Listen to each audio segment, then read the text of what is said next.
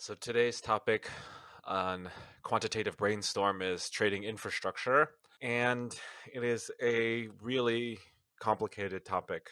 I will try my best to keep it high level, but we can dig into the weeds, you know, as we see fit. I have prepared a bit of a introduction, or at least what's my experience developing buy-side trading infrastructure, and then we can move from there.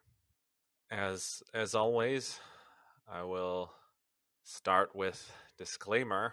Uh, this is not financial advice, only my own and other speakers' personal opinions. This is not to promote nor encourage taking any trades, positions, or investments of any kind. Any information contained in this conversation is for informational purposes only and to be taken as is. Derek Wong and other speakers have done their best to ensure accurate information. Regardless of anything to the contrary, nothing available in this conversation should be understood as a recommendation. Consult a financial professional in your jurisdiction. This conversation will be recorded and posted for future reference. So as always, this is an open clubhouse. Please raise your hand to invite to the stage. I'll be happy to do that. And let me get started. I have quite a bit on my notepad here to cover the topic just because it's so broad. And again, I'm focusing on fully systematic buy side, or even gray box buy side. Really, this all kind of applies. If you are, sell side or an exchange or doing some other kind of product, your setup may be partially different. But in general, for all types of participants in the marketplace, you're really trying to accomplish like three major things, and one of them is to support the workflow of your people, and that goes from ideation to execution to monitoring and improvement. Another aspect of that, and then I kind of touched on, is different operations are going to require different solutions. So sometimes buying things off the shelf may not be optimal depending on what you want. So you really need to design this type of architecture with your solution in mind, or rather the problem you're trying to create the solution for. Not all the time is more firepower equal to more alpha in most cases, unless you're trading something that's king of the hill, which would be like HFT market making, real arbitrage, things like that. Then yes, more firepower will be much more proportional to more alpha. And I kind of have a list of key parts of a trading infrastructure, at least what I think are the keys, and a few bonus parts. And I think they're in no particular order, but one is the order management system, also known as an OMS. Two is the risk module, which will contain your risk parameters, things like that. Three is your trader application. This is the part that traders will be interacting with. It can also be part of a research application as well. Like if you have your pipeline going from researcher to trader to actual server, that's probably going to be the interface that you're going to be dealing with. You're going to also have a component that's going to deal with data ingestion, cleaning, and storage. Some people refer to this as a tick factory. Next, and probably the most important piece, is the complex event processor. This is going to be the part that allows you to react to things, and that's going to be key, especially if you're taking signals not just from price but from other stuff. You're going to have to be able to create these complex events that maybe take multiple streams of information, multiple logic gates, things like that. Six is the message bus. This is super important. Well, all pieces are super important because we're dealing with fiduciary things, and money is on the line. But actually, the message bus is an unglorified piece of equipment that actually has a massive effect on system performance. And what does a message bus do? It deals with the communication between all of these different parts. So you can think of it as like the networking between these things because when you deal with data, necessarily these data won't all be coming in at the same time. They'll be coming in asynchronously. So you're going to have to deal with things that are reacting like to certain aspects, and then how you are able to make sure that everything gets processed in the right order, and different priorities and things. And you're going to need to do that at speed. So like if you imagine you're taking in ticks, you have to process all of the ticks of a single price, which could be quite a lot. And then you're going to have to calculate your signal, and then you're going to be taking that like tick data in for say 100 instruments. If you're trading 100 instruments, and then it's going to really have to take a lot of bandwidth. I think it's probably the unsung hero of trading infrastructure. And then 7 would be records and compliance. You need to CYA. So keeping records of every kind of calculation, every kind of order, filled, not filled, canceled. This provides some really good feedback that goes back into, the kind of circle that I mentioned before. That would be the monitoring and improvement. This part is good for your compliance and your audits, but it's also good for you to be able to measure things. There's some bonus parts that if you have the time or the capability to develop, you should probably have them. One is a dark pool. 2 is a securities master that's easy to manage. I made a tweet about this earlier this week that dealing with securities masters, especially, Arthur, who comes to this sometimes, also mentioned that in crypto it's quite hard.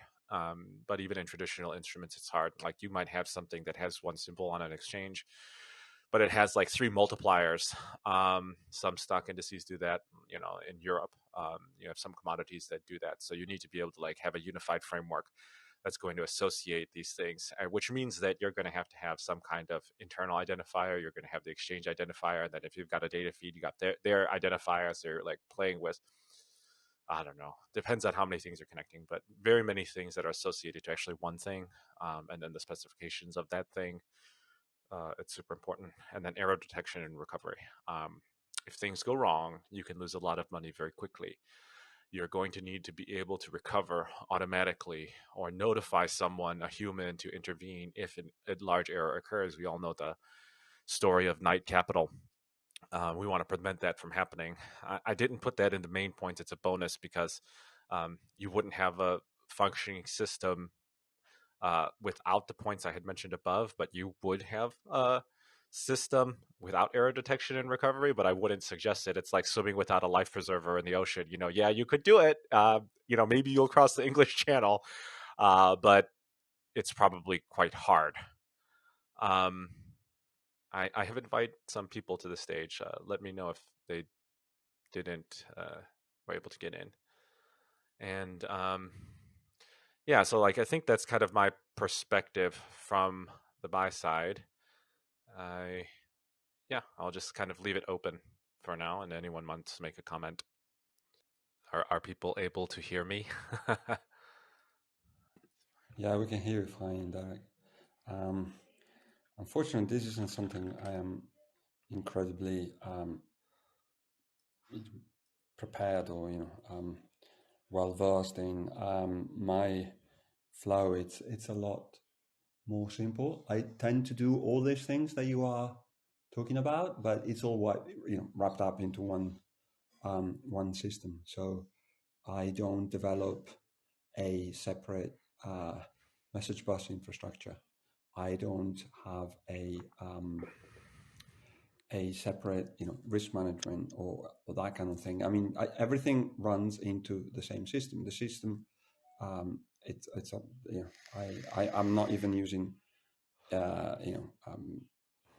compile languages. I'm using Python, so it's all interpreted. So there's a lot of IT side choices that I had to compromise for, but I tend to do all these things. But again, I wouldn't classify myself as cutting edge in terms of IT infrastructure. So I think today I'm not going to be able to contribute much, unfortunately. That's okay because I brought a friend. Let me introduce Mark Hammond.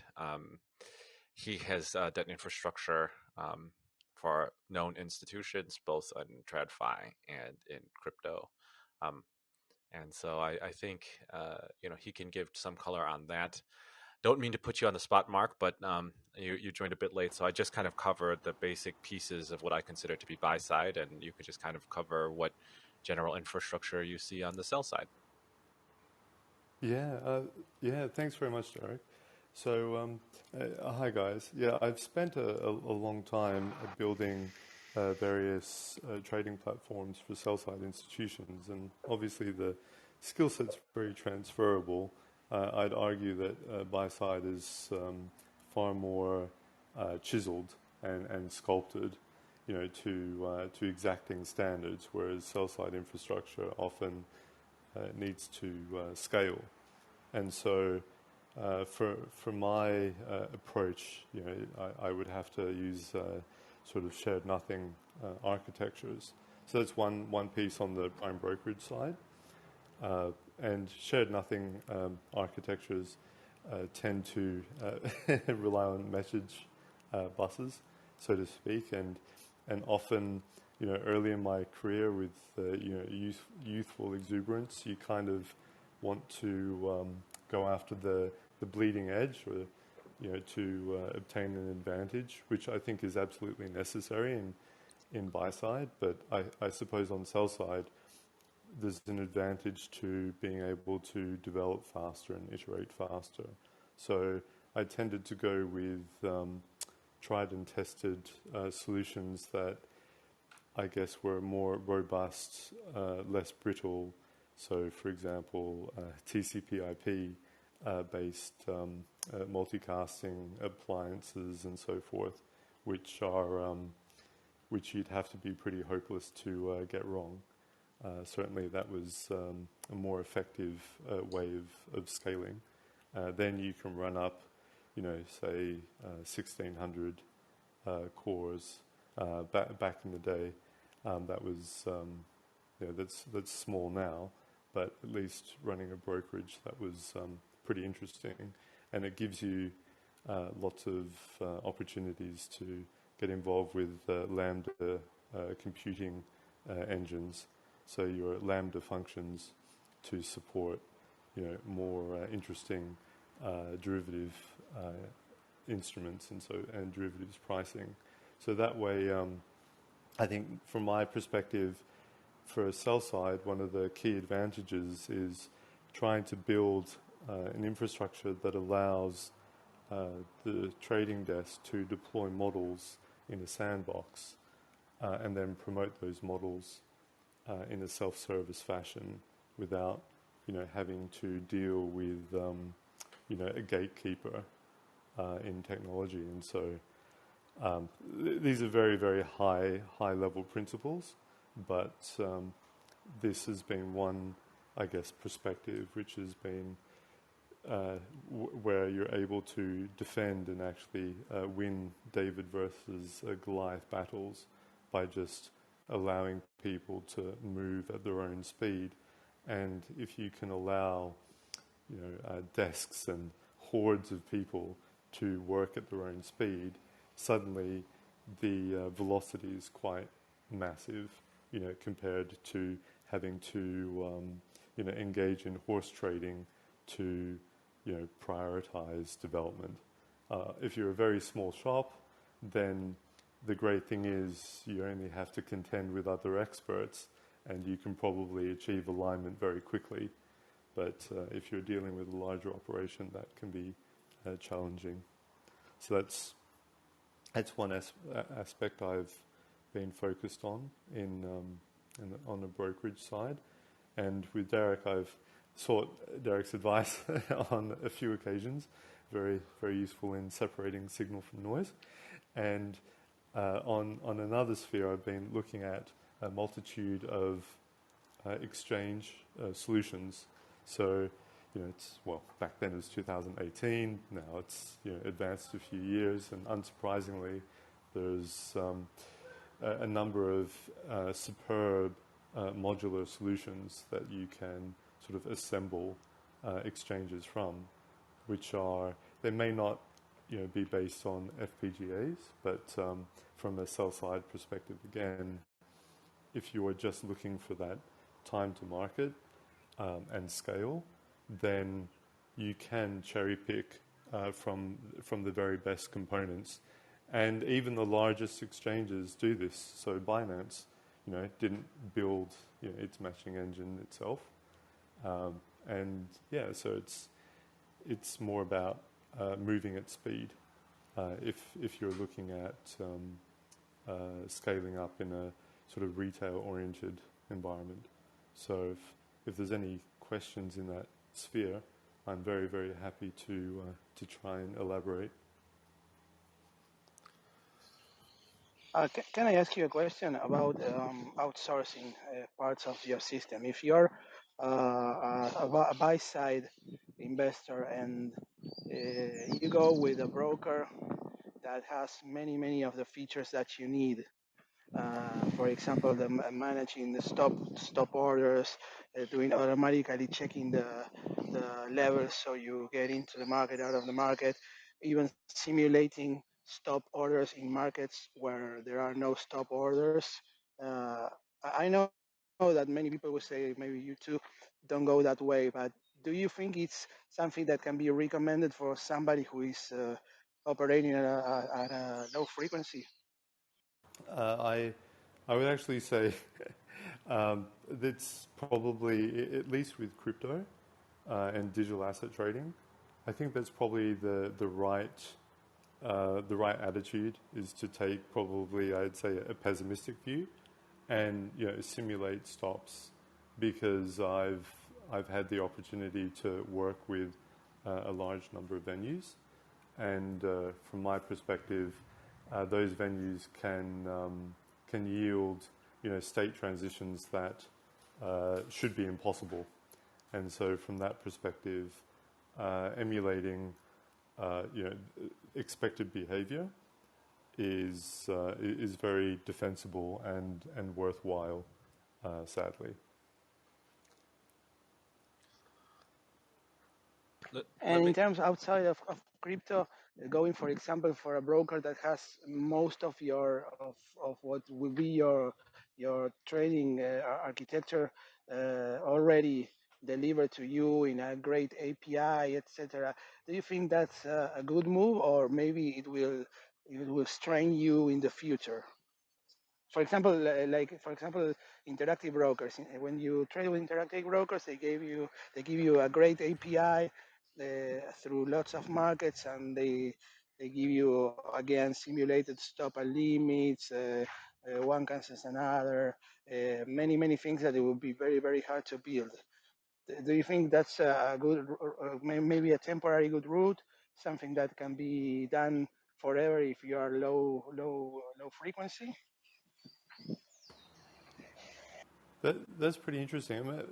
Does Derek? Do the other speakers have strong opinions? Yeah, I can speak to that, and I can speak directly for IB. I have experience with them. Yeah, it'll get you there, but you're laying off the tech risk on someone else, and so you'll get 90% of the way there. We know that IB really screwed up when crude oil went negative, and they weren't able to, do those types of things because their internal calculations weren't able to handle it. And I think that that's a point that Mark was saying. It's like there are these states that might be extreme or might be uncommon that a standard broker would not be able to deal with. And I think there was, I want to say 10 million in losses from that, maybe a few more. I don't remember, to be fair. You can look it up. It was in the news. Will it get you there? Slow frequency. I'm not sure the frequency is the issue. The risk, the tech risk. But for most scenarios, not tail events, it will be fine, and you can start to build your business around that.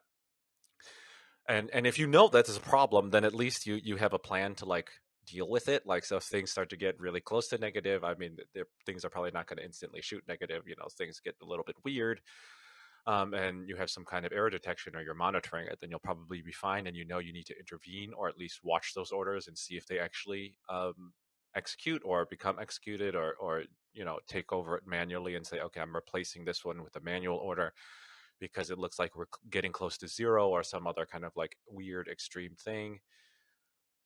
Um, I think that one thing that I think I want clarification from Mark is specifically a lot of these things were a bit technical. So, if you, Mark, for the audience, define what a lambda is, and then kind of like give a toy example of how you were able to help these hordes of people, use Oh, those. sure. So I think one of the fantastic things about, say, Amazon's Lambda functions. Okay, so of course the terminology that I'm adopting today, I hadn't conceived of, back. It was just grid compute, but it was stream. For me, it was streaming grid computations. So this is traders could, or quantitative traders who had developed, a model for pricing vanilla products, could effectively deploy, a script or a graph, a pricing graph, because everything in financial markets is a directed acyclic graph, and could effectively deploy a pricing graph in, say, in Python or some similar language which is accessible to others, and by allowing traders to deploy pricing graphs within a sandbox, it allowed high performance, comparatively high performance computation, okay, at scale. So deployed to a large number of nodes, distributing to different venues, and this could scale horizontally. And the nice thing is, you could deploy into a sandbox, so you could instrument exactly what you would expect to happen, and then once you're comfortable, you would deploy, promote that into your production environment. Now, I did have precautionary measures, basically a dead man switch, which would monitor the output from the different models, okay, before they would start up, so that they would continuously monitor the health of, say, quote streams and ladders, so that if there is any interruption, if you have a large amount of compute, then invariably things can go wrong physically, and Amazon and the like are not impervious to outages, and so by having a dead man switches, it kind of protects against those tail end events. And so when I talk about Lambda compute, Lambda function is just a stateless. It should be stateless, but in this case, it's something that is sticky. It runs actively until you kind of unsubscribe from it.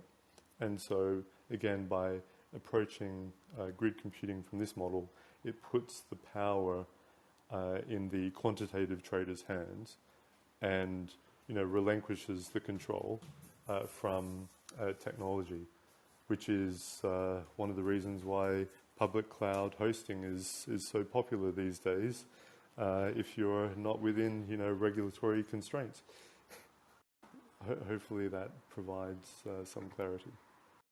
No, I think you brought up a great point, Mark, which was the statelessness, and that is something that I think is really important, not only for recovery, but to understand that your system could go down and should be able to deal with any kind of state, and that it's not necessarily contingent on something that needs to be stored or in parlance persistent, because events happen and you might not know how that's going to be, and this subscription model, being able to subscribe to things and unsubscribe to things, really abstracts things away from the user, right? So all of this thing is kind of shielded from them, this complex technology. Yeah, I think one of the benefits from being in financial markets is there's a lot of discipline around engineering, because if you make mistakes, generally, any P&L impact is amplified quite quickly. Now, in sell side, usually that's been mitigated because of, say, in the past, but still happens today, say, last look. Okay, but that introduces another set of issues which I don't really want to go into. But if we talk about quality, then from a sell side perspective, I value traceability and observability a lot. So with a small overhead, and this is something that I think buy side practitioners would probably disagree with.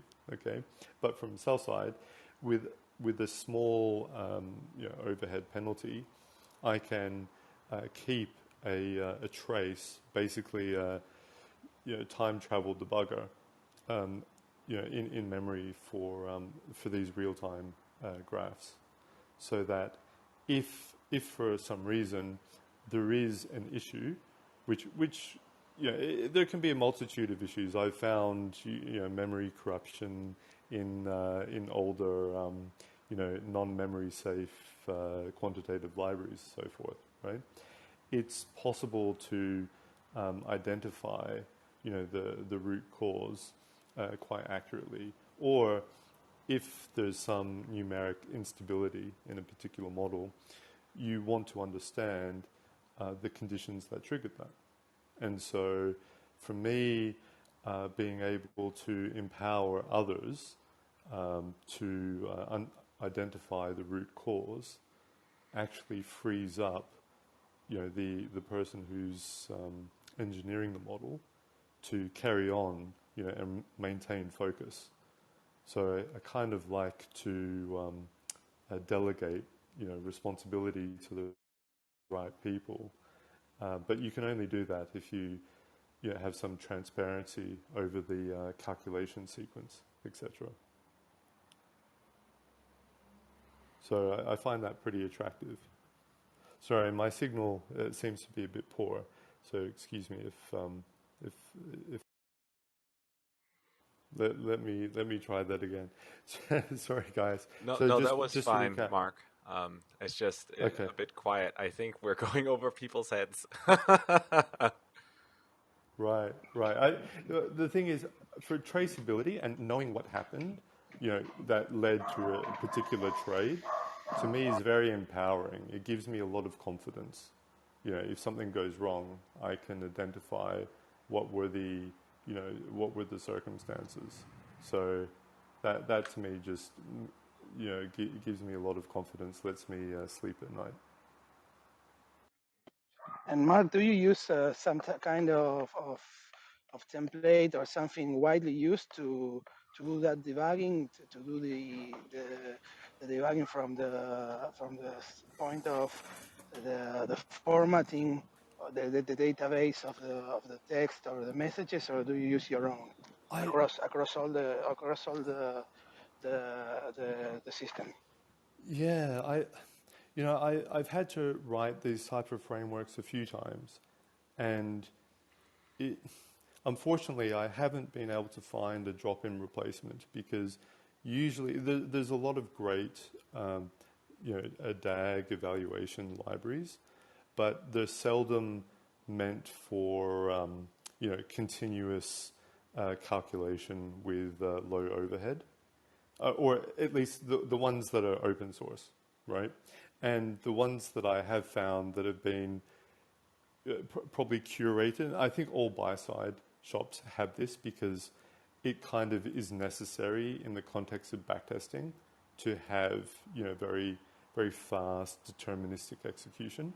But the problem I found is, from a buy-side point of view, everything is usually calibrated to predetermined cases. So from a sell side point of view, the difference between my approach and buy side is that I pay a higher penalty so that I can dynamically change the structure of pricing graphs over time, depending on inquiries from customers.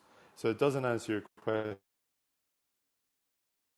question, are there libraries? I last looked a few years ago, and I'm a technologist at heart, and so I don't mind building things, but I actually prefer not to build. So you know what? I'm now going to spend some time to do some more research to see if anything has emerged.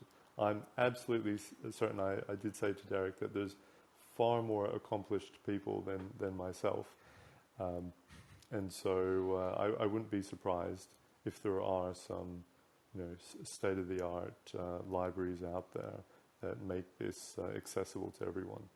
And hopefully one day I'll be able to share my work, although it might be a bit archaic in comparison.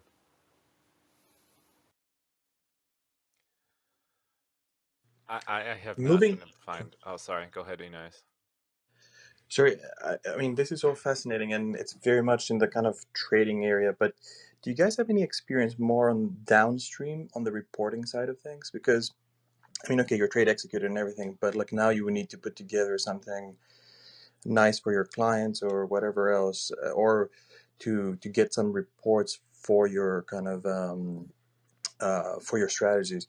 Do you have any particular insights, technologies, things you use that have worked for you, or any kind of things that you avoid? From my perspective, that does go into like the kind of records and compliance area. And I think the best practice, at least, or what I do, or I don't know if it's the best practice, it's just what I do, is, you record everything. And and you just leave that to like the lowest priority of recording. You're just able to like retain all of the actions that have been taken, and some of that should feed what is the trader application or whatever is like your heads up display, and then that will be stored in a database at some point where you are able to create these custom reports. And once you have the raw data, and because you're the one who created that raw data object, you're able to put in all of the fields that you need. And then that does solve the like client reporting and things like that. I would say clients are probably not as stringent as the traders. So by right, if you are able to give enough information to evaluate your infrastructure and kind of like your system, you'll definitely have enough information to generate reports. Does that help? I was thinking more. I mean, that stuff. Yeah, I guess that's right. Like, if you record everything, you have plenty of data. Like, but now you have a sea of data. I was thinking more in terms of visualization, like Tableau or other, like people in Python use Matplotlib all the time, but it's Well, kind of clunky. So that's kind of the stuff I'm thinking. the route I went, and I think it's very recommendable, is using the R language.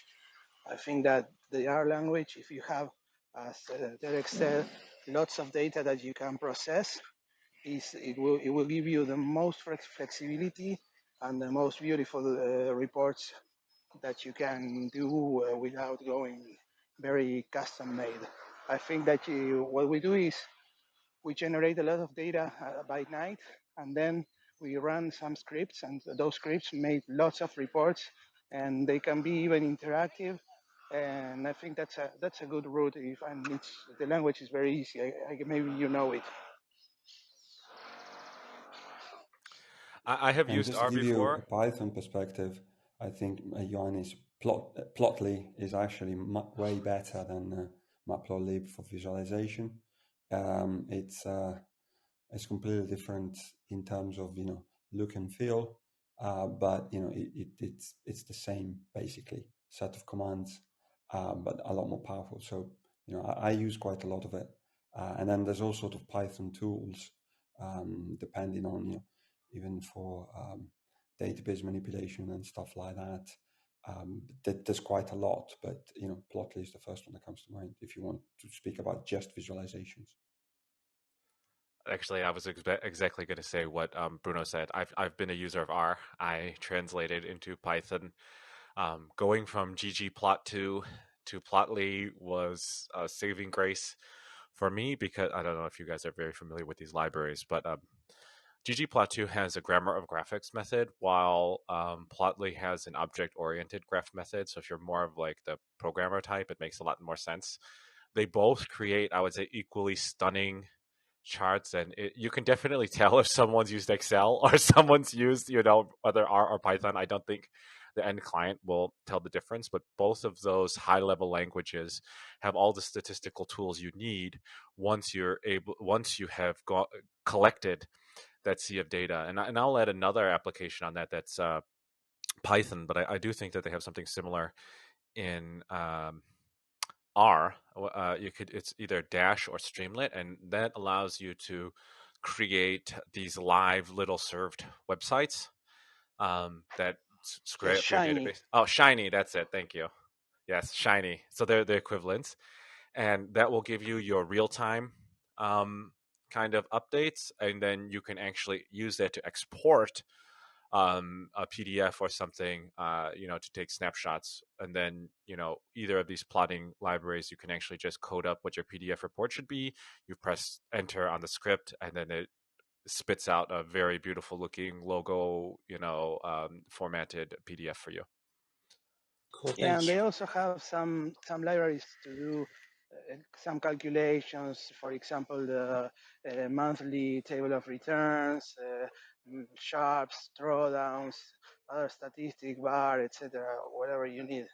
There is one called performance analytics that's very powerful.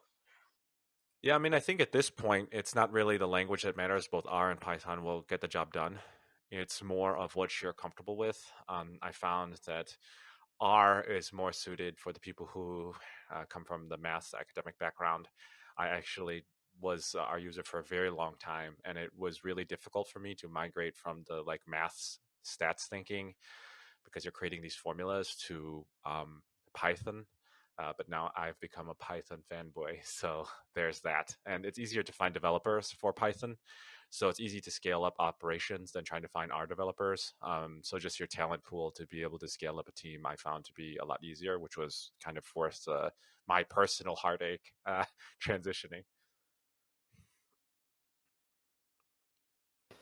And I'll take this in another dimension, just for anyone who's trying to expose, say, a self-service kind of high-level reporting environment to, say, end users. Um, in my previous life, I've had a lot of success using GraphQL as as a query language to access different databases. Primarily Postgres, because a lot of open source tooling like Hasura, for example, which is kind of a GraphQL engine underpinned by Haskell, which interacts with Postgres. It really decouples the back-end data model from front-end and API clients. So if you're trying to expose a Swiss Army knife of data, and you want to do it, securely, and you want to do a minimum lift from the back end, and you want the front end folks, could be clients or other teams, to just knock themselves out, then I can highly recommend going in that direction as well. It's entirely different from producing nice reports. This is like just producing sort of APIs so that somebody else can produce nice reports. maybe that's not such an interesting topic, but I guess I like to procrastinate and do less work. And Mark, do you think that because, as Bruno said, and I also said, he uses Python, I use R, is there a good way to make them work with some kind of main clock or sequencer of your whole system? Or do you think you at the end you have to go to these low level languages or lower level languages because things cannot integrate? That's a really it's interesting that you asked that question, just because I think it's a great question, something that I haven't personally solved. I'm absolutely certain somebody's solved it, possibly in this room, but I'm really looking forward to take advantage of WebAssembly. There's a lot of languages that now will compile down to WebAssembly. It's something that Cloudflare is taking full advantage of for, say, Cloudflare workers, which are in my from my perspective the quintessential Lambda Lambda compute, because they offer streaming now as well. But that Cloudflare will take, I think, probably at least 11 different host languages and support them by basically compiling them to WebAssembly. And I think I haven't seen this used in anger in the context of buy side or sell side, but it's actually one of the things that I am trying to do. I'm trying to do it from Elixir, which is Erlang based, and I'm having some difficulties at the moment. So, but that's probably more of an Erlang thing. I think if you're not constrained by that, it's actually a pretty solid option. I haven't examined Python to WebAssembly, but I believe it's supported. I think Python is supported, for example, by Cloudflare. So that's possibly a very good option. And has any of you guys used or thought about using Julia to do what Andreas was saying? Because, with JIT compiling, a lot of the slowness of an interpreted language can be abstracted away, but still just the programming, the coding side of things can be kept quite simple. And the language is quite nice. It's very, very similar to, but it's Derek would probably enjoy it even more because it's very mathematical, and then it does a lot of things on its own. Obviously, the question is there's a lot of tools for Python, for example, and for R, but Julia is still emerging. So, does any of you guys know about anybody being successful applying into these sort of applications? I have tried Julia. I found that I don't really want to home roll all of the packages that are missing. It has been the promising language for like over 5 years now, so I'm waiting for it to be I like know, actually, exactly. you know. Um, but to go to Andreas's question, and I build mostly in Python. Actually, because I'm not that HFT, I'm not so sensitive. I actually had an OMS built in Java because of what Andreas was talking about. So like the order execution management, order book management, that kind of thing, doing your execution algos. And I actually brought it to Python just because having one dev for one operation was too expensive. And yes, you do have latency issues. Yes, it is not the optimal solution, but you are able to do it. And it really depends on how you use like multi-processing, multi-core. It is possible. Yes, there's a GIL, but also that's where your message bus comes in play. And that's why I was saying it's like the unsung hero, because you need to synchronize all these asynchronous events. So if you're able to use your message buses smartly, you can send the jobs you need in order to be processed across multiple cores and then output you something, back to the queue. And that is a very slick way to get around the single process GIL lock that you see. I don't know if that's like an alpha leak or something, but that was been my solution. Now I get the crickets. The hardware infrastructure redundancy, and which kind? RAID 0, everything replicated, at least 2 servers, two of everything, on-site, off-site, the classic, 3 backups, one on-site, one off-site, one, in one of these storage service providers. I mean, I think that's in general what people do. I mean, or at least I would say that's probably the standard baseline. But you use your own servers. Okay, tech specs is something that's very solution dependent, right? Like, what are you actually trying to do? How much firepower do you actually need? And also, what's your compliance issues? Like, you could probably launch, in AWS if you wanted. I mean, that's super easy. You get the automatic redundancy if you don't have compliance issues by using a third-party cloud provider who could cut you off at any time and or get hacked and steal data that's not within your control. Obviously, hacking Amazon is going to be a hard risk, but there are regulators out there in this world who do not allow cloud computing or public cloud computing for exactly that reason, because someone might misconnect a network cable and give you access, which would be out of your control. So, I mean, it depends on like what's your constraints and how much compute do you really need to run the system itself that's just executing, right? Like you could have your research environment be one part, and then you could have the execution trading environment that's running the active signals in another part, and you could split that up. You don't need the whole compute on one thing. You mentioned research environment, Derek. Do you guys have a similar setup for your research environment versus your prod environment, or are they different? And in particular, I think one of the interesting things that you guys have touched on is the pub-sub method or methodology, approach, or architecture, whatever you want to call it. Do you actually use pub-sub for research, or is it like synchronous calls and you're sitting at your Jupyter notebook waiting for results to come back? I mean, I can say from my experience, the development environment is a replica of the execution environment. The only difference is that the messages are intercepted by a simulated exchange rather than a real exchange. But you try to keep everything the same. So you will have another message bus. You will have everything laid on top. You will have pub sub, and you'll have to interact with all of those things. And you could interact with them through a Jupyter notebook. It wouldn't really matter. But when you do that back test, you want to fly through as much of the process as possible, just to make sure when you go live it's as close as possible. So then the question really becomes, how good is your simulated exchange to measure like real market impact and things like that.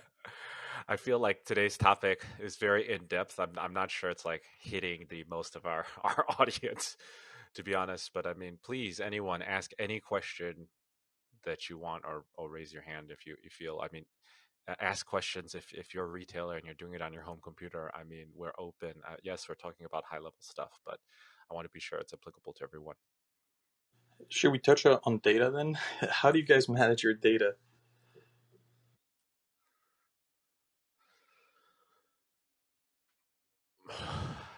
I don't know how to answer that carefully. We use multiple databases, like say fit for purpose, I guess, both SQL and non-SQL. And then, I had mentioned the securities master, but there are going to be other masters that you have and other processes that allow you to manage like the raw data, the cleaned data, the transformed data, and things like that. John, I've clicked you to stage. I'm not sure if you've joined. I don't see you refreshed, but I hope that works. So what's the dividing line between what goes in a relational database versus what stays in flat files, Parquet files, whatever other technologies you use?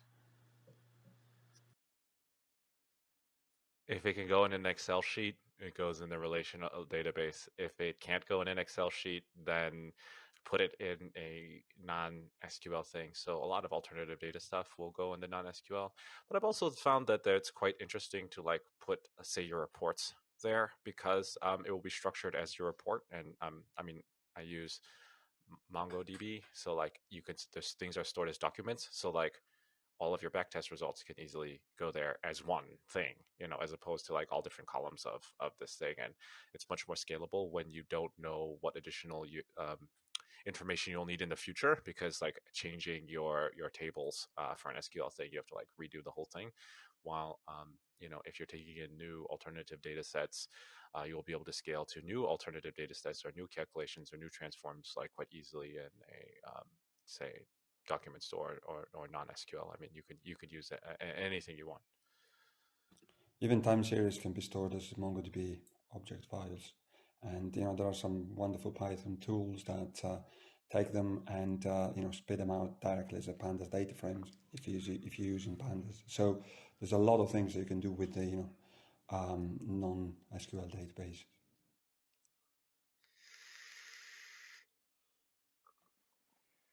Hey folks, Derek, I was going to take you up as someone from the retail side for questions here. And so, my experience or my journey was, starting out with these kind of preset packages, the AMI brokers and things like that of the world. My background was as a coder in my job, so moved on to using Python and things like that. But again, sort of these things you can get off the internet where, looking at like Rob Carver's, I think it's Pi System Trade is what his is called, and Zipline and things like that. And so I definitely don't want to go down a road where I'm building my own infrastructure from scratch. I just don't have the time for that. And I think my time is better spent on research and so on. But thinking about the different layers in your system and the different pieces of kit you have, as you think about which ones are the most important to either replace or invest time in. As someone, if you were a retail trader who had limited time, what would you prioritize in terms of making sure your stack is the best, or what tool has to fit your personal trading methods versus just using something that's sort of more generic? No, that's a good question, and I have played around with Rob's package. I haven't used AMI Broker, but I used something back in the day that was similar. It was called multi-charts. I don't know if that's like still a thing.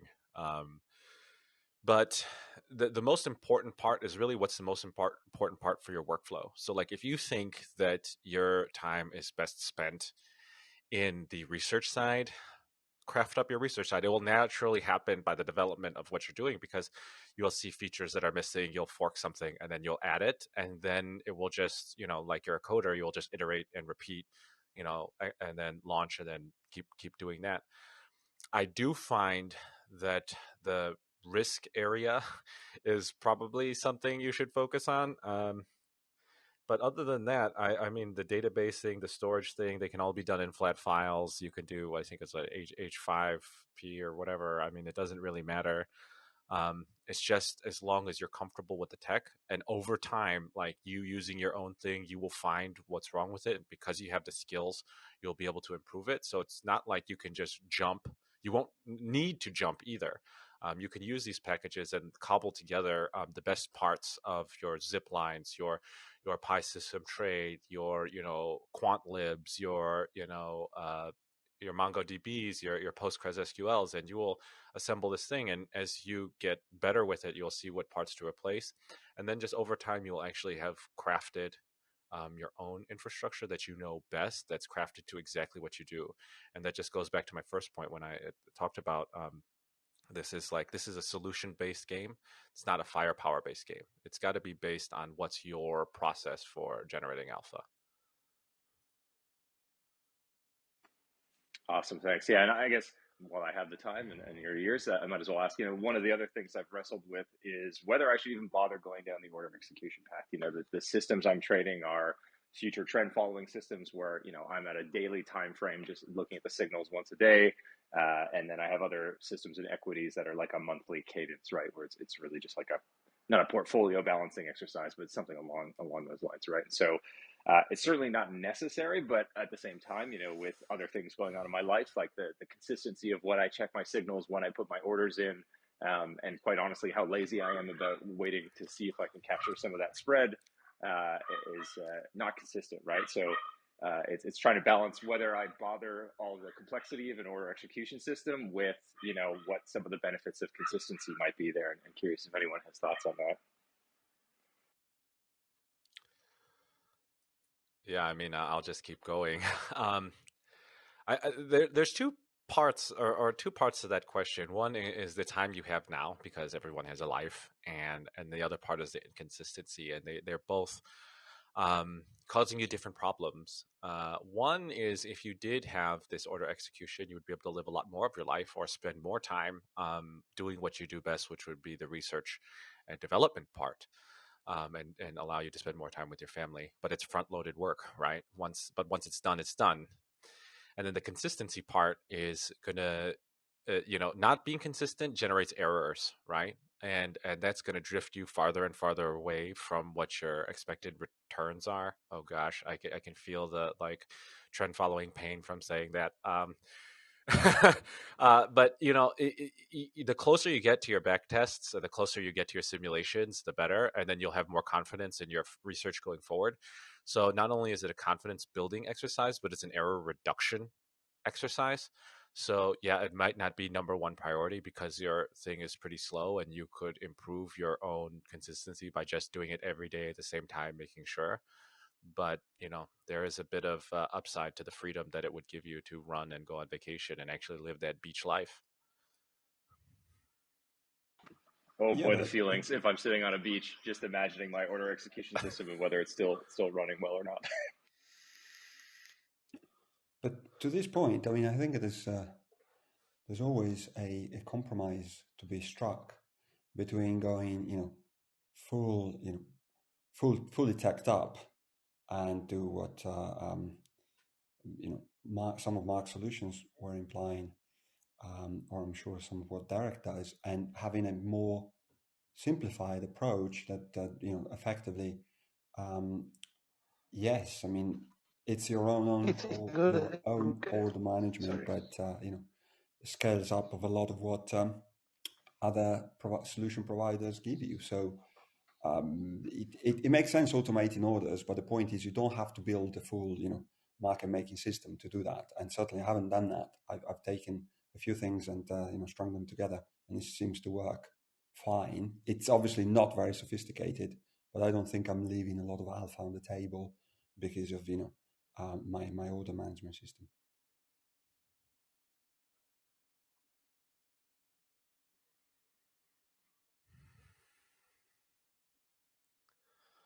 And do you guys think there's different kind of necessities depending on whether you are divergent or convergent as a trader in your infrastructure and in the way that you trade? Yes and no. I will say that a majority of it will be the same. I would say 95% is the same because it's about the consistency. It's about being able to execute as you wish. Um, and I will say that convergent trading, is probably on a shorter time scale. So the amount of slippage that you receive by not having good order execution is going to cost you a larger percentage of your P&L or your potential P&L, which if you're a divergent trader and you're kicking off, big trends, Jerry style with, 500 ATR, as we mentioned before, like losing half of an ATR because you're late to the party isn't that big of a deal.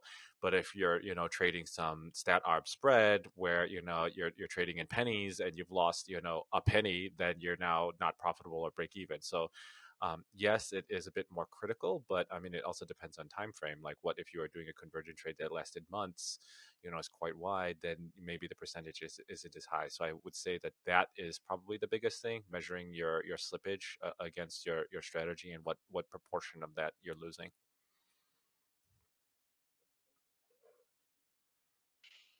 Thanks.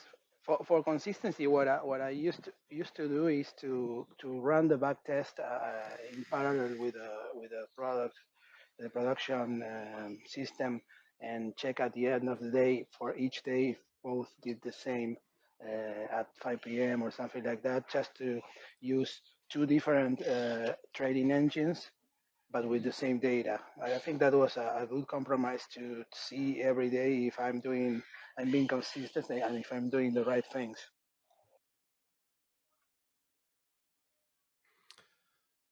Yeah, I think that's smart because you need a benchmark to go against, right? And then when you have these two streams that are activated live, right, because they're ingesting the same data, you'll be able to find that spread, and then that gives you a KPI to reduce, and that goes back into like John's comment.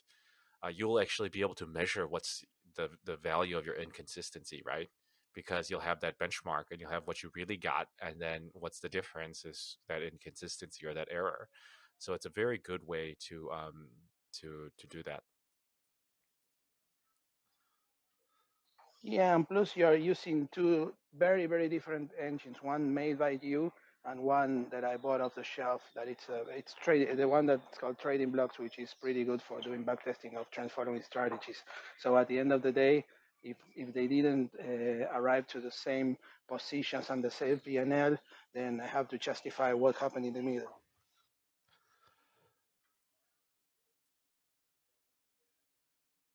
Yeah, I don't. I think that you should be using whatever tool gets you there. This is the battle between build versus buy, right? And the smaller you are, the better it is to buy. Use open source. Take the pieces you want. Not only does it increase your skill for someone who can architect a trading infrastructure, which I think is important because it's how the flows actually work, and you get a peek under the hood of what's happening at larger companies. But build, you need to reach a critical mass, right? You need to be able to support a team of developers, or at least like one developer, like who's doing this thing, and there are other benefits and costs with that. And for the average Joe, it's probably better to buy and or cobble from open source. And the open source has just gotten so good in Python the last few years, and there's no reason to build a lot of this stuff for yourself. Just check it yourself, check the code yourself, test it yourself, trust but verify, and then you probably will have a lot of these building blocks already, and then it's just kind of sewing them together, which is a lot less work than building it from the ground up. And by the way, speaking of that, did you ever try? This is a little technical. Did you ever tried zero MQ to everything together? I think at the time I thought it was a good alternative, a good solution. I have used zero MQ. It's good.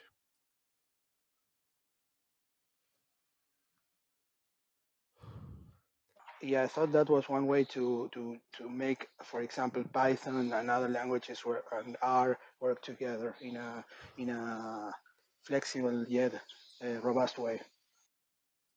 Another option is RabbitMQ. Both of these projects are open source and language agnostic. So I like Rabbit. It's a bit slower, and then again, going to what Mark had mentioned earlier, it's slower because of this overhead.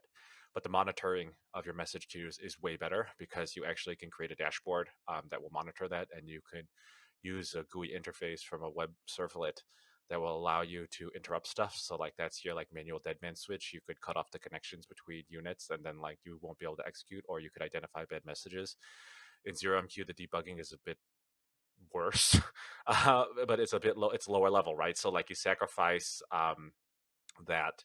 So just for people who don't know, these are wrappers on top of TCP/IP and UDP. So basically, you're just sending the messages out of thing, but they're just wrappers with good interfaces for Python or R or C++ or whatever.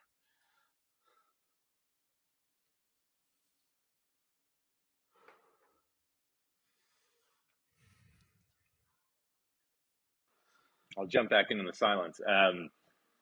One thing that I've actually missing in my kit that I'd love to hear, again, what the open source packages have to offer is monitoring my actual executed trades. So, like, certainly I have stuff for back testing and I haven't used it, but like know where I would go for order management systems and so on. But something I'm totally missing on the retail side is, I'm using interactive brokers for a bunch of stuff. I have some other brokers, but most of the heavy stuff goes through there. Yeah, just like looking back at my monthly time frame, what did I spend on commissions? What was my actual performance in my real live trading account? Ideally, even something that can help me figure out some of the tax liabilities and stuff, depending on the region and things like that. So curious if there's anything out there in the open source community that people know of that handles more of that side of things. Not that I know of, especially the tax thing, because that's going to be based on your jurisdiction.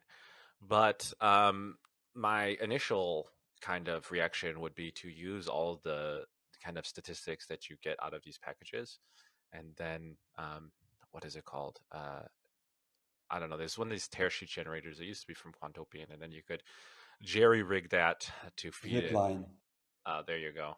Yeah. Pyfolio, right? Oh yeah, Pyfolio. Oh yeah, Pyfolio.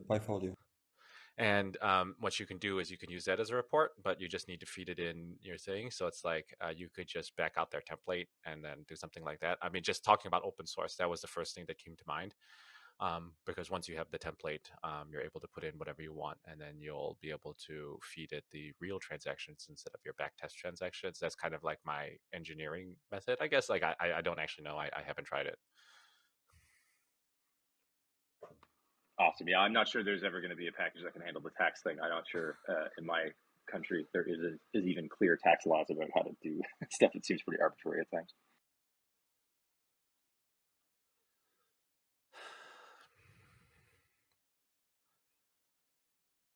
So, I mean, we covered a lot of ground. I know this was probably a highly technical conversation. I will leave it open for a little bit and see if anyone has any other questions that we can help address, or and then we'll see.